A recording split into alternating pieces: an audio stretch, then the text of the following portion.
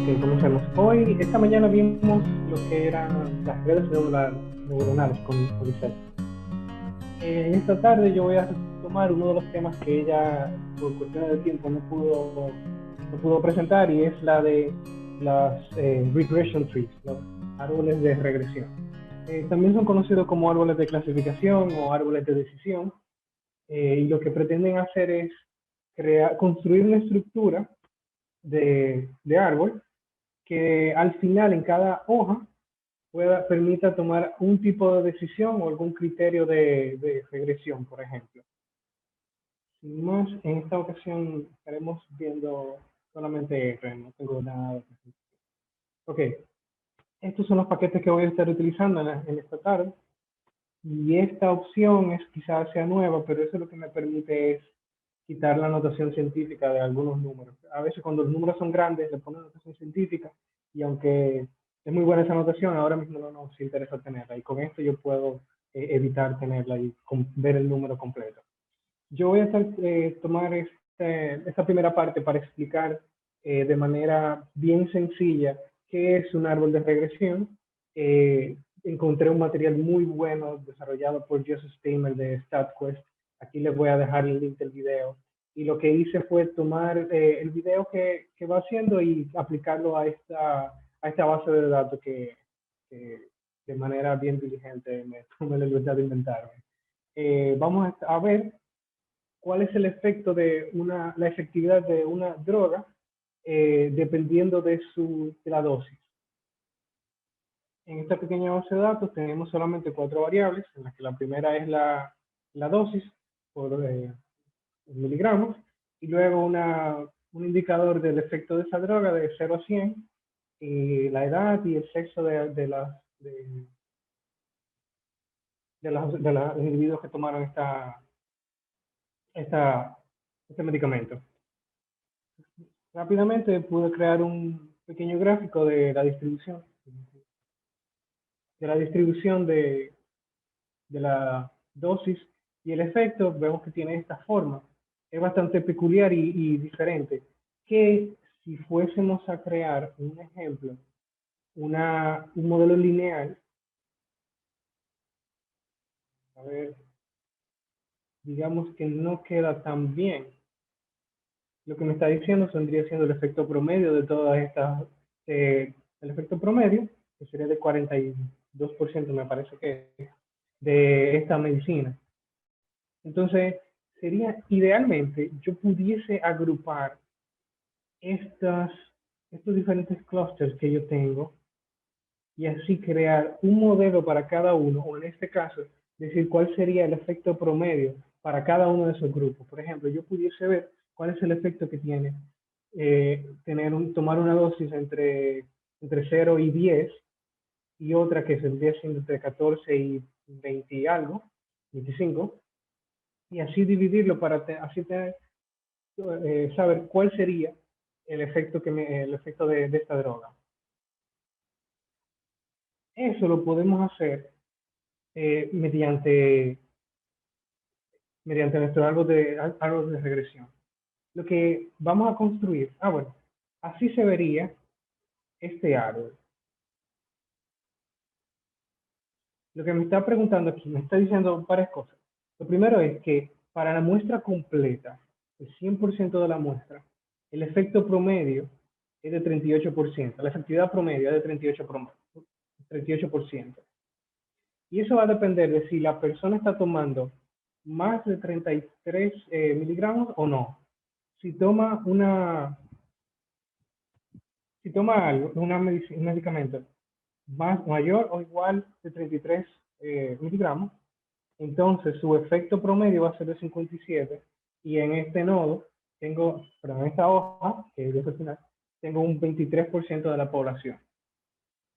Y por el contrario, la respuesta es no, entonces el efecto vendría siendo 50%, con una población de 77%.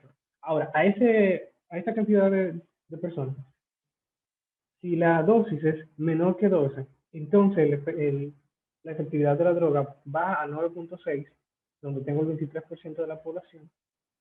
Pero si es mayor de 12, entonces tengo un efecto de 68. y con un 53% de la población. Esa sería la manera de leer este tipo de árboles, y esto es lo que al final yo estaría buscando. Fíjense que tengo un modelo un poco más riguroso y que puede darme mejores resultados que un modelo lineal.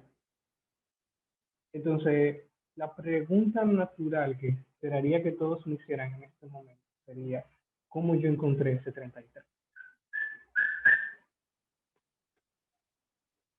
Excelente. Bueno, el 33 se encuentra de una manera bastante mecánica. Yo voy a minimizar la suma de errores cuadrados para cada uno de los puntos, de cada una de las observaciones. Por ejemplo, voy a tomar una dosis de 1 miligramo y asumiendo que ese fuera mi punto de referencia, voy a ver cuál es el efecto promedio de los que toman menos de 1 miligramo y más de 1 miligramo. Hago la suma de errores cuadrados de cada una de mis predicciones y lo pongo a un lado. Luego hago el mismo ejercicio para los que toman 2 miligramos, 3, 4, 5, y así hasta que tenga todo el espectro de dosis que estoy trabajando, y tomo entonces el que tenga la menor suma de errores cuadrados. Por ejemplo, si fuésemos a hacer esto para los que tienen dosis de 12 miligramos, aquí voy a calcular la media de los que toman menos de 12, que es el efecto promedio de 9.5, y los que son diferentes a menor de 12, serían los que son mayores o iguales, que vendría siendo un efecto de 42%. Aquí, gráficamente, podemos ver lo que estamos haciendo. Estoy tomando de referencia una dosis de 12 miligramos. Este sería el promedio de los que toman menos y este sería el promedio de los que toman más. Ahora yo voy a tratar de calcular la suma de errores cuadrados para cada uno de estos puntos. Voy a sacar la diferencia entre la primera observación, que no recuerdo bien cuánto es, creo que es 8, menos el promedio, pero tiene que ser más de 8. 10 más, sería 10 menos el promedio al cuadrado. Esta observación menos el promedio al cuadrado. Y así voy sumando voy teniendo cada uno de los resultados y sumo todo. Esta función me va a crear, vamos a verlo, con este pequeño comando yo estoy creando una columna nueva a la base de datos, donde me va a restar, va a revisar primero si la dosis actual es menor que la dosis que estoy tomando de referencia, que es 12, y va a calcular la diferencia al cuadrado. Si no, cambia entonces de promedio. Aquí podemos ver esta columna nueva. Estos serían entonces el resultado. Luego, yo simplemente voy a sumar esa columna y me va a dar la suma de errores cuadrados, que en este caso es de 29.803. Un número de referencia, básicamente, lo que tenemos. Ahora bien, este ejercicio yo tengo que hacerlo para cada uno de los puntos de corte que tengo en dosis. Para fines ilustrativos, yo voy a crear un data frame que va a contener la dosis y el total de la dosis que vamos a evaluar y la suma de errores cuadrados como resultado de esa dosis. En este bucle, lo que le estoy diciendo es que revise cada uno de las dosis que están entre el mínimo y el máximo de las dosis que tengo. En este caso iría desde 3 hasta 41. Va a hacer este ejercicio uno a uno. Aquí estoy poniendo básicamente lo mismo que tenemos aquí arriba, sin embargo funciona de manera iterativa. Y al final me lo guarda todo en el data frame que creamos anteriormente. Listo. Aquí tengo lo que necesitaba. Está diciendo que para los que utilizan una dosis de 3, tengo una suma de errores cuadrados de 36.000. Si busco todo esto, me doy cuenta de que para los que tienen una dosis de 32 y 33 tienen la menor suma de errores cuadrados, que es lo que vamos a extraer aquí. Y esto es lo que vemos aquí. Con esta información tengo el primer nodo de nuestro árbol. Afortunadamente, R tiene unos paquetes que hacen todo esto de manera automática y no tenemos que hacerlo nosotros con este código tan largo. Utilizamos la función rpart. Con esto, con esta otra función podemos graficar obtener el gráfico del árbol. Aquí con esto encontramos el 33 que vimos anteriormente y el 12 que tenemos aquí se hace exactamente igual como lo vimos, como vimos anteriormente. Tomaría entonces aquellas personas que tienen una dosis entre 0 y 33 y realiza el mismo ejercicio y hasta que encuentra el punto de corte.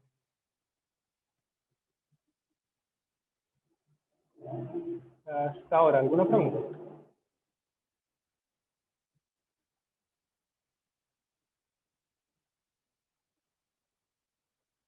Ok, qué bueno. Ahora, ¿qué pasa?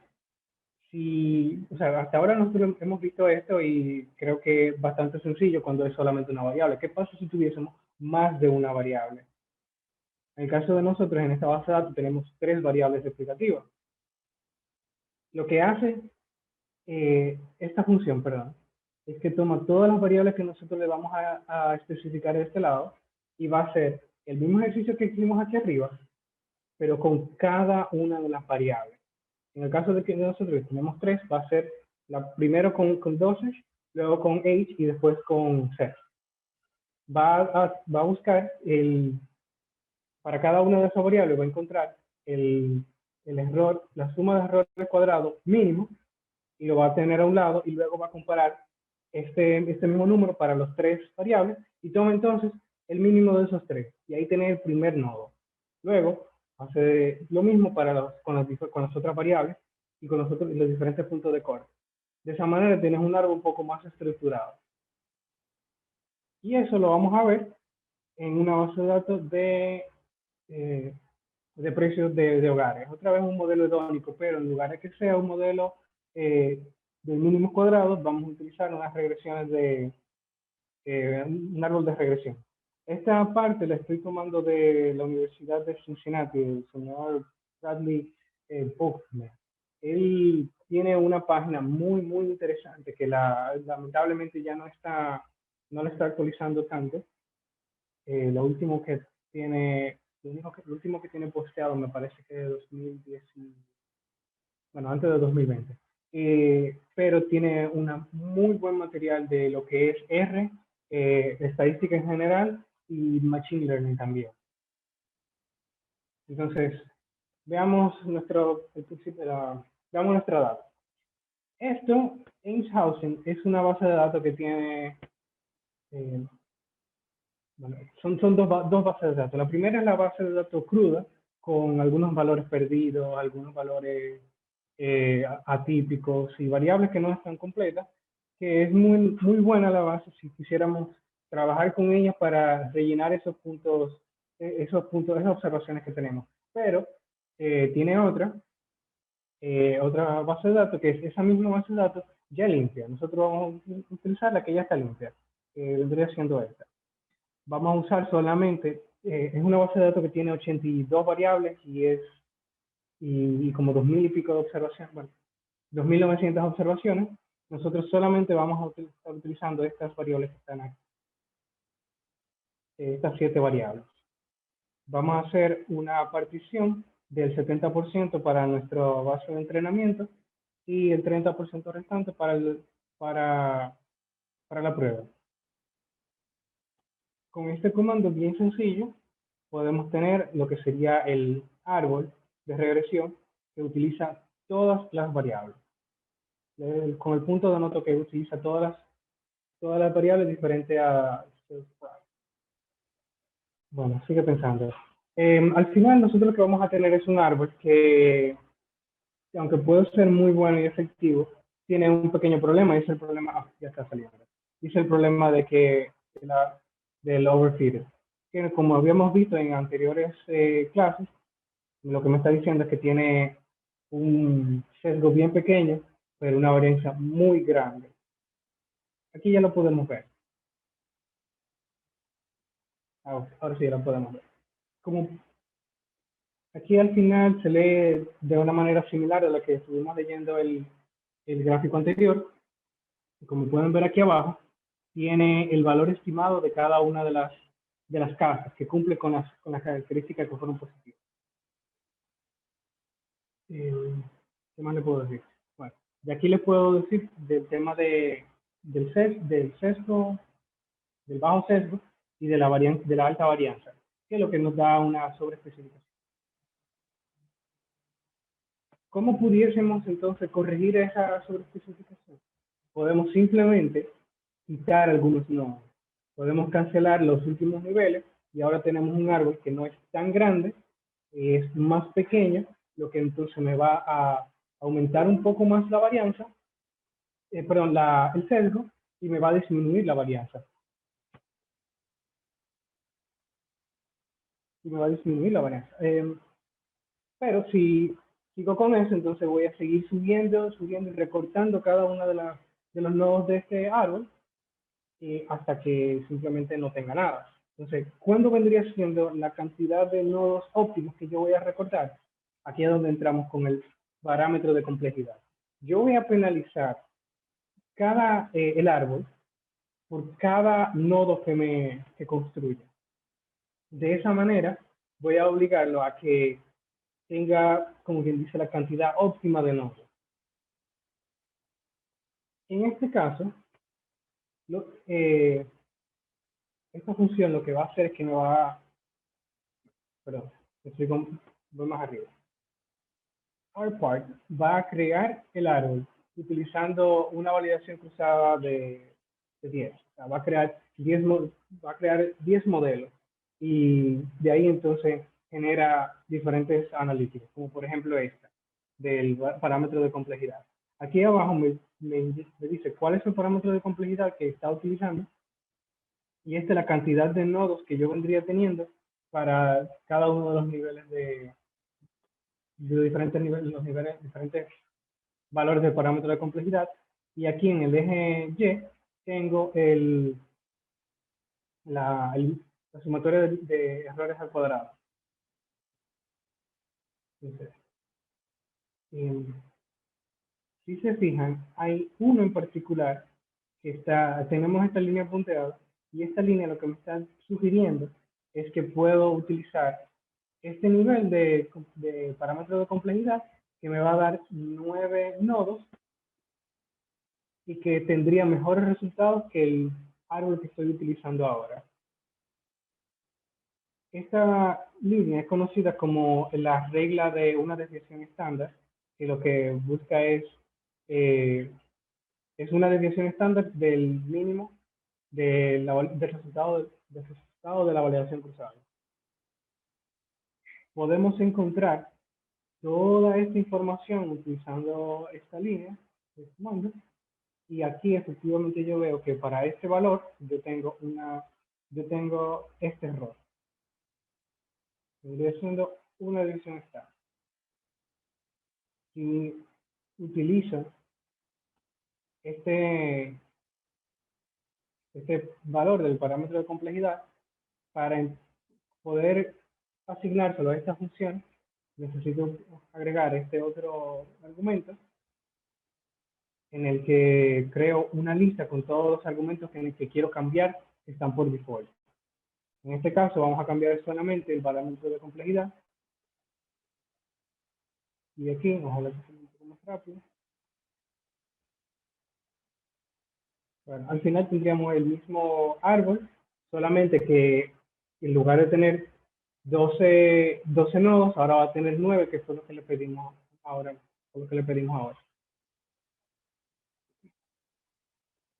Otra cosa que podemos ajustar, no solo la complejidad, sino también la cantidad de observaciones que va a tener cada hoja al final del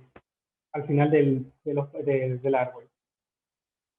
Por ejemplo, aquí estamos viendo, aquí como estamos viendo, bueno, al final lo que vamos a tener entonces son 9 nodos.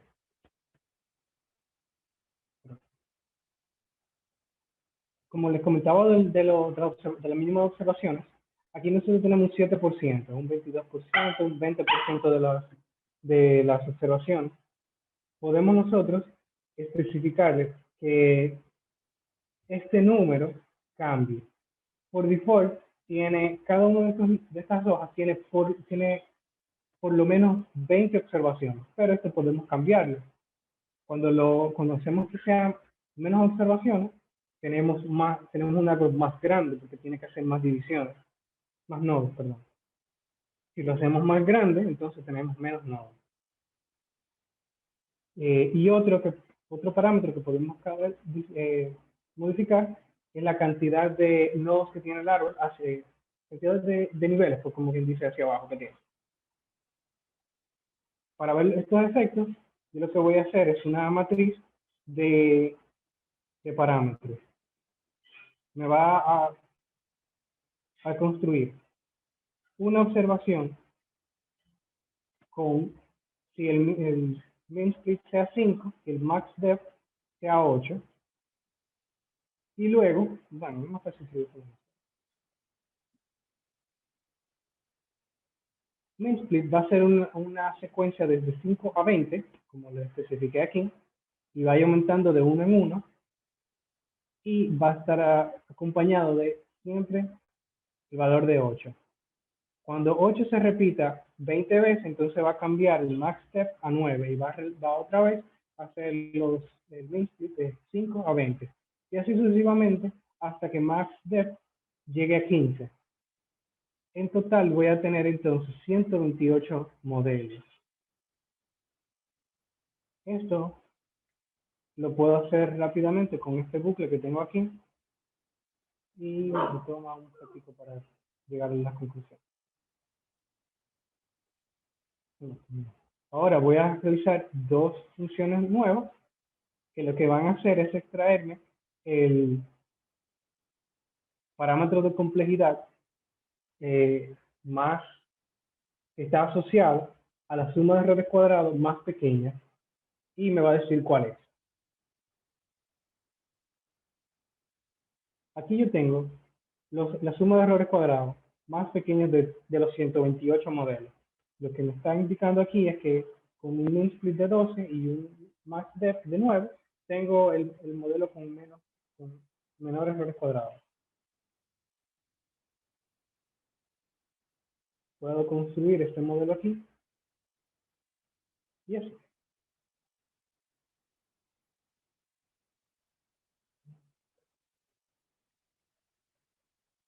En lo que eso va creando, aquí yo puedo enseñarles un último punto.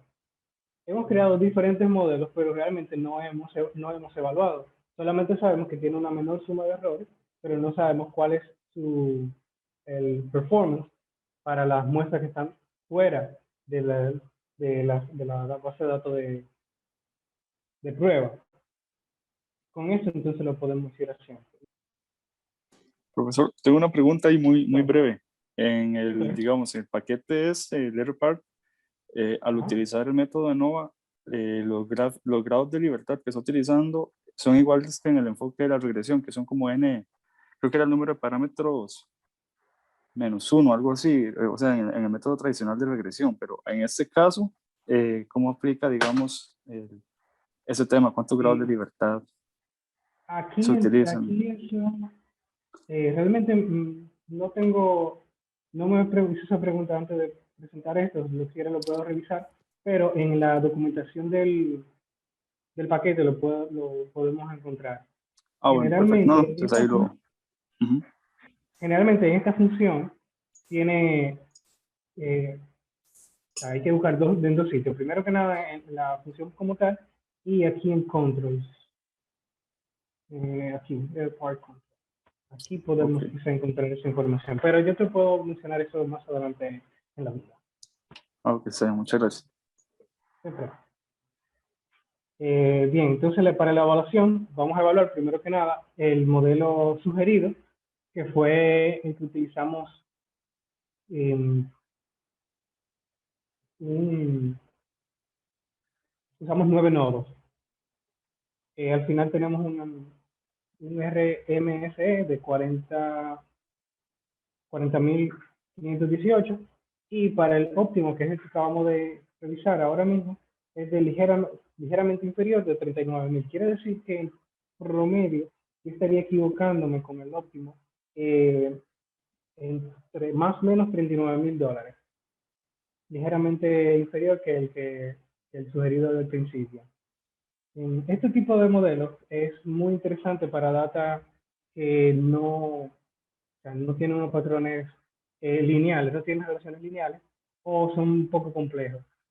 Se puede, no necesariamente tiene que ser con el efecto, en este caso el precio promedio que estemos calculando, sino que podemos agregarle, pedirle que nos cree una función con las características que necesitemos y así encontrar diferentes rendimientos.